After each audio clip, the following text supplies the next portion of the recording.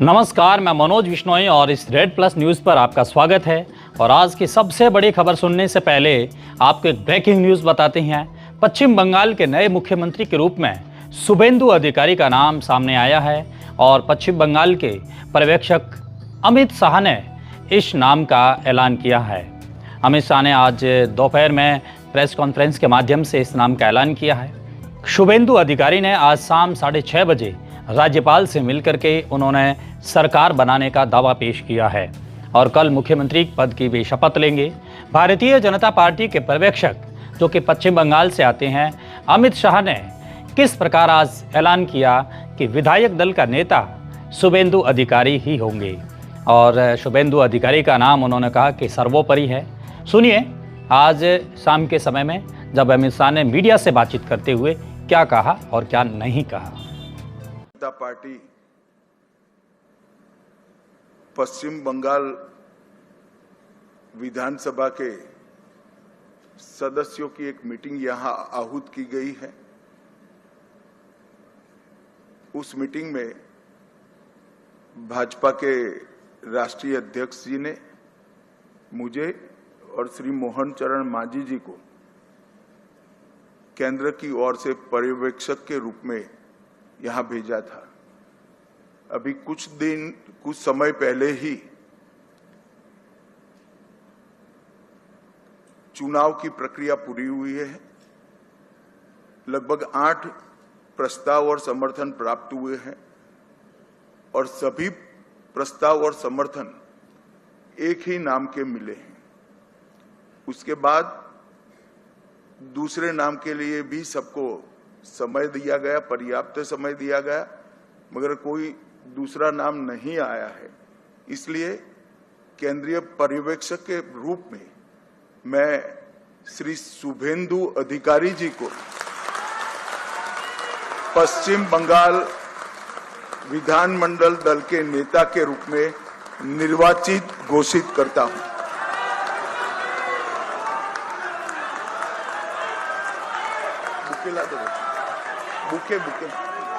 এরপর আমরা অনুরোধ করব আমাদের এসএম স্যারকে এবং तो आपने सुना कि जिस तरीके से अमित शाह ने मीडिया के सामने आकर के बयान दिया कि अधिकारी ही अधिकारी है, यानी शुभेंदु अधिकारी विधायक दल के नेता है और उन्हें नेता के रूप में नॉमिनेट किया गया है। शुभेंदु अधिकारी कभी ममता बनर्जी के एकदम खास हुआ करते थे, लेकिन आज परिस्थितियां आपके सामने बिल्कुल दिखाई दे रही है। शुभेंदु अधिकारी ने ही ममता बनर्जी को दूसरी बार हराया। 27 नवंबर 2020 को बंगाल की राजनीति में उस समय भूचाल आया जब ममता बनर्जी के करीबी माने जाने वाले शुभेंदु अधिकारी ने मंत्री पद छोड़ दिया। चुनाव से ठीक पहले टीएमसी ने उन्हें हर बार बनाने की कोशिश की, बैठकें हुई, समझौते हुए, दावे हुए, लेकिन दरार भर नहीं सकी और कुछ ही दिनों में शुभेंदु अधिकारी ने साफ कर दिया कि उनकी राह बिल्कुल अलग है। मेदिनीपुर से ममता के पोस्टर उतरने लगे और 19 दिसंबर 2020 को अमित शाह की मौजूदगी में उन्होंने बीजेपी का दामन थाम लिया और आज किस तरीके से शुभेंदु अधिकारी पश्चिम बंगाल के नए मुख्यमंत्री के रूप में वे शपथ लेने वाले हैं कल के दिन में। और जैसे ही दरार बढ़ी, इसके बाद बंगाल की राजनीति ने करवट ली। 3 सीटों वाली बीजेपी पहले 77 तक पहुंची और 2026 में 207 सीटों के साथ सत्ता के शिखर पर जा बैठी। और अब वही शुभेंदु अधिकारी जो कभी ममता बनर्जी के सबसे भरोसेमंद व्यक्तियों में शुमार थे, बीजेपी के मुख्यमंत्री के तौर पर बंगाल की नई सत्ता के केंद्र में खड़े हैं। अब आपको आज की सबसे बड़ी खबर की ओर ले चलते हैं और अब तक की सबसे बड़ी खबर यह है कि सब इंस्पेक्टर भर्ती प्रतियोगिता परीक्षा 2021 अब पूरी तरीके से रद्द हो गई है। ये सिर्फ एक भर्ती प्रतियोगिता परीक्षा के रद्द होने की खबर नहीं है, वो इस देश के उस टूटे हुए सिस्टम का एक श्रेय है जहां लाखों युवा किताबों में अपना भविष्य ढूंढते हैं, लेकिन सिस्टम उनके सपनों को फाइलों, कोर्ट रूम और पेपर लीक माफिया के हाथों में गिरवी रख देता है। राजस्थान लोक सेवा आयोग यानी कि आरपीएससी ने 8 मई 2026 को यानी आज ही के दिन एसआई और प्लाटून कमांडर भर्ती प्रतियोगिता परीक्षा 2021 को पूरी तरीके से रद्द कर दिया है। बिल्कुल आपने सही सुना, पूरी भर्ती खत्म है और पूरा सिलेक्शन खत्म है, ट्रेनिंग खत्म है, नियुक्ति खत्म है और अब सितंबर 2026 में दोबारा परीक्षा होगी। लेकिन ध्यान रखिएगा कि ये कोई एक सामान्य री एग्जाम नहीं है, इसमें कोई एक नया फॉर्म नहीं भरा जाएगा, कोई एक नया अभ्यर्थी शामिल नहीं होगा। सिर्फ वही 3,83,097 अभ्यर्थी परीक्षा देंगे जिन्होंने सितंबर 2021 में दोनों पेपर दिए थे। यानी 5 साल पहले जिन युवाओं ने अपना सपना देखा था, अब उसी सपनों को बचाने के लिए उन्हें फिर से मैदान में उतरना होगा। और सबसे बड़ा सवाल यही है कि क्या ये न्याय है या न्याय की कीमत पर दिया गया एक समझौता है। क्योंकि एक तरफ कोर्ट कहता है कि फ्रॉड विशिष्ट एवरीथिंग, यानी धोखाधड़ी पूरी तरीके से गलत है और पूरी प्रक्रिया को नष्ट कर देती है, और दूसरी तरफ लाखों ईमानदार युवाओं की मेहनत भी उसी आग में जल जाती है। कहानी शुरू होती है 3 फरवरी 2021 से, जब कांग्रेस की सरकार के समय आरपीएससी ने एसआई भर्ती का एक नोटिफिकेशन जारी किया। 859 पद, लेकिन आवेदन आए लगभग 7,97,000, यानी एक पद पर 9,000 से ज़्यादा दावेदार। और ये सिर्फ भर्ती प्रतियोगिता नहीं थी, ये राजस्थान की बेरोजगारी का जीवंत दस्तावेज था। सितंबर 2021 में ये परीक्षा हुई और 3,83,000 यहाँ पर अभ्यर्थियों ने दोनों पेपर दिए, यानी 20,000 से ज़्यादा फिजिकल टेस्ट में ये लोग पहुँचे। और जून 2023 में फाइनल रिजल्ट आया। कुछ ट्रेनी एसआई ट्रेनिंग पूरी करके मैदान में उतर भी गए थे और परिवारों में मिठाइयाँ बांटी गई, गांवों में सम्मान बढ़ गया। माँ बाप ने कहा कि अब मेरा बेटा दरोगा यानी कि इंस्पेक्टर बन गया है। लेकिन किसी को ये नहीं पता था कि इस भर्ती की नींव में बारूद भरी हुई थी। फरवरी 2024 को और अचानक राजस्थान की राजनीति और भूचाल पूरे प्रशासन के भीतर आ जाता है। फरवरी में यही पेपर लीक का एक खुलासा होता है और एसओजी की जाँच, एसआईटी की एंट्री, और फिर जो खुलासे हुए उन्होंने सिर्फ भर्ती नहीं बल्कि पूरे सिस्टम को कटघरे में खड़ा कर दिया। आरोप लगे कि पेपर परीक्षा से 35 दिन पहले घरों में पहुंच चुका था। बाबूलाल कटारा के घर पेपर उतरवाए गए। पंकज चौधरी उर्फ यूनिक बाम्बू, जगदीश बिश्नोई, रामू राम राइका जैसे नाम सामने आते गए, गिरफ्तारियां होती गई और किसी ने अपने बेटे बेटी को हस्तलिखित पेपर दे दिए। कहीं डमी कैंडिडेट बैठे तो कहीं बड़ी घपलेबाजी हुई, यानी कि कहीं सेंटर मैनेज हुए। और सबसे खतरनाक आरोप आरपीएससी के कुछ लोगों तक मिली भगत के लगे, यानी कि जिस संस्था को युवाओं के सपनों का मंदिर होना चाहिए था, उसी मंदिर की दीवारों में भ्रष्टाचार का दीमक लग चुका था। एसओजी ने 68 लोगों को पहचान किया, उनको चिन्हित किया, जिनमें से 54 ट्रेनी एसआई थे। अब सोचिए, जो लोग कानून की रक्षा करने वाले थे उन्हीं पर कानून तोड़ने का गंभीर आरोप लगा है। और इससे बड़ा संस्थागत संकट क्या हो सकता है। हाईकोर्ट ने कहा कि भले ही 6.3% अभ्यर्थी दूषित हो, लेकिन पूरी प्रक्रिया की पवित्रता खत्म हो चुकी है। और फिर वो ऐतिहासिक लाइन कि एक भी फर्जीवाड़ा पूरी भर्ती को कलंकित कर देता है। सुप्रीम कोर्ट ने भी यही कहा और मई 2026 में एसएलपी खारिज हो गई, यानी अब भर्ती बचाने का कोई रास्ता बचा नहीं था। लेकिन यहाँ सवाल सिर्फ कानूनी नहीं बल्कि सवाल नैतिकता का भी है, क्योंकि इस भर्ती में हजारों युवा ऐसे थे जिन्होंने पूरी ईमानदारी से, निष्ठा से तैयारी की थी, जिनका किसी माफिया से कोई संबंध नहीं था, जिन्होंने गांवों में खेत और खेत से जुड़ी फसल को बेच करके कोचिंग की, जिन्होंने किराए के कमरों में रातें काटी, जिन्होंने सोशल मीडिया छोड़ करके किताबों का जीवन बना दिया। और आज उन्हें कहा जा रहा है कि फिर से परीक्षा दो, 5 साल बाद दीजिएगा। सोचिएगा कि 2021 में जो लड़का 22 साल का था, अब वो 27 और 28 का हो चुका है। कईयों की शादी हो चुकी है, कई नौकरी कर रही हैं, कई घर की जिम्मेदारियां उठा रहे हैं और कुछ मानसिक रूप से टूट गए हैं, मानसिक अवसाद में चले गए हैं और कुछ ने तैयारियां ही छोड़ दी है। लेकिन अब उन्हें फिर से मैदान में उतरना होगा और सिर्फ 4 महीने में तैयारी करनी होगी, क्योंकि सितंबर 2026 में री एग्ज़ाम है। और ये फैसला पहली नज़र में न्यायपूर्ण लगता है, क्योंकि मौका सिर्फ उन्हीं को मिलेगा जिन्होंने 2021 में इस परीक्षा को दी थी, यानी कि जस्टिस टू ओरिजिनल कैंडिडेट्स। लेकिन दूसरी तरफ एक नई पीढ़ी भी है जो 2021 के बाद ग्रेजुएट हुई और जो अब प्रतियोगिता परीक्षा देना चाहती थी, लेकिन उसे बार कर दिया गया है। सरकार का तर्क है कि उनके लिए नई भर्ती आएगी, लेकिन सवाल यह है कि क्या 5 साल पुरानी भर्ती को जिंदा रखकर सिस्टम ने नई पीढ़ी का रास्ता रोक दिया। राजनीति भी यहाँ खुलकर के खेल रही है। कांग्रेस कह रही है कि बीजेपी इस घोटाले को राजनीतिक हथियार बना रही है, क्योंकि परीक्षा कांग्रेस शासन में हुई थी। वहीं बीजेपी कह रही है कि हमने एसआईटी बनाई, जांच करवाई, एसओजी को खुला छोड़ा, माफिया पकड़े। यानी कि दोनों पार्टियां युवाओं के दर्द में भी राजनीति ढूंढ रही है।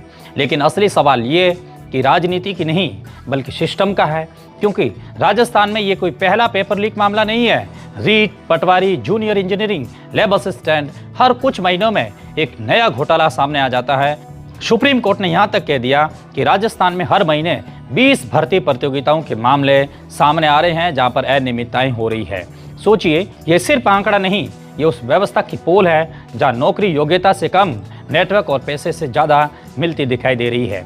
गरीब गरीब होता जा रहा है और अमीर पेशों के बल पर नौकरी अर्जित कर रहे हैं। और यही कारण है कि आज युवा सिस्टम पर भरोसा खो रहा है।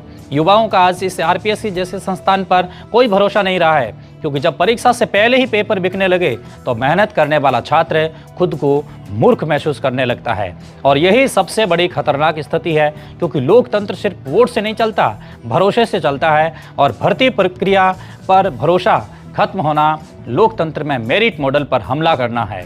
हाईकोर्ट ने आरपीएससी पर भी गंभीर आरोप लगाए और गंभीर टिप्पणियां भी की।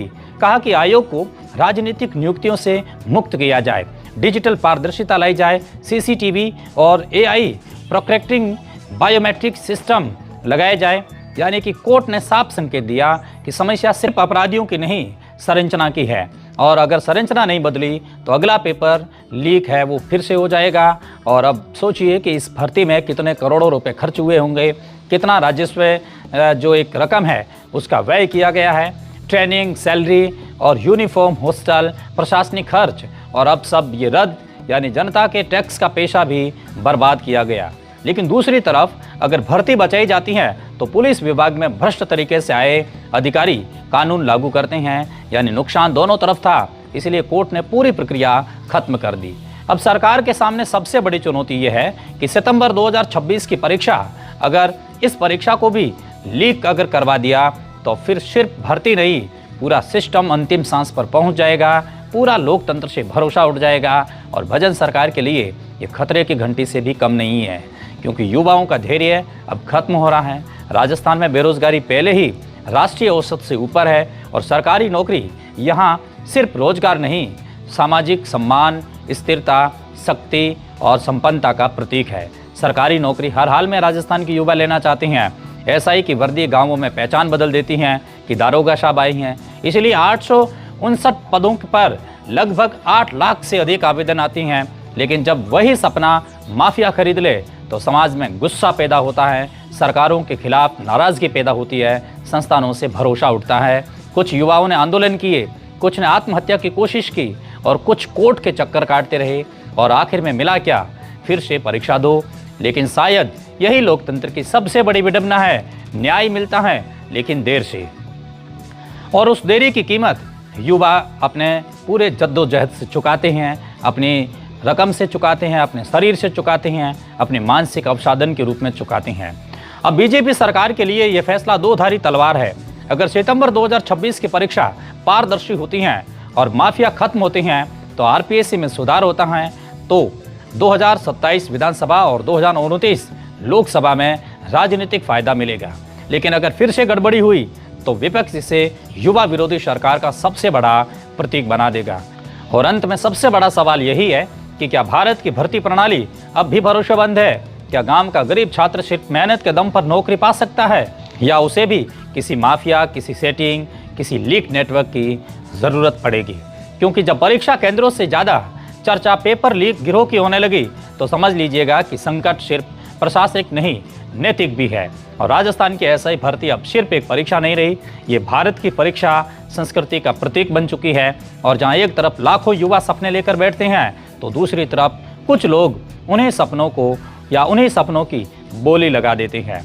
लेकिन उम्मीद अभी भी बाकी है, और उम्मीद जहाँ होती है वहाँ विश्वास भी होता है, क्योंकि अदालतों ने दिखाया कि सिस्टम पूरी तरीके से मरा नहीं है। अब भी जिम्मेदारी सरकार, आरपीएससी और समाज की है कि सितंबर 2026 की परीक्षा सिर्फ भर्ती न हो बल्कि विश्वास की वापसी बने, क्योंकि राजस्थान का युवा अब नौकरी से ज़्यादा न्याय चाहता है। और अगर इस बार भी न्याय हार गया तो सिर्फ एक भर्ती नहीं, पूरी पीढ़ी सिस्टम से भरोसा खो देगी। और आखिर में बात राजस्थान की उस नौकरशाह की जो सरकार का हिस्सा तो है, लेकिन क्या सरकार की मंशा के साथ खड़ी दिखाई दे रही है? क्योंकि मुख्यमंत्री गांवों में रात गुजार रही हैं, मंत्री चौपाल लगा रही हैं और विधायक जनता के बीच बैठे रहे हैं। लेकिन कई प्रशासनिक अधिकारी शायद अब भी एसी वाले कमरों से शासन चलाने की मानसिकता से बाहर नहीं निकल पा रही हैं। राजस्थान सरकार ने एक बड़ा अभियान शुरू किया, रात्रि चौपाल। मकसद साफ था कि अधिकारी गांव में पहुंच जाएं, रात बिताएं, लोगों की समस्याएं सुनें, फाइलों से बाहर निकले और जमीन की हकीकत को समझे, क्योंकि शासन सिर्फ सचिवालय में बैठकर नहीं चलता, गांव की धूल में उतरकर चलता है। मुख्यमंत्री ने खुद ये उदाहरण पेश किया है। चित्तौड़गढ़ के बम्बोरी गांव में रात की चौपाल लगाई, लोगों की शिकायतें सुनी, लोगों के साथ में बैठ करके मौके पर उन समस्याओं का समाधान किया। उप मुख्यमंत्री भी गांव पहुंचे, मंत्री भी पहुंचे, जनप्रतिनिधि भी पहुंचे।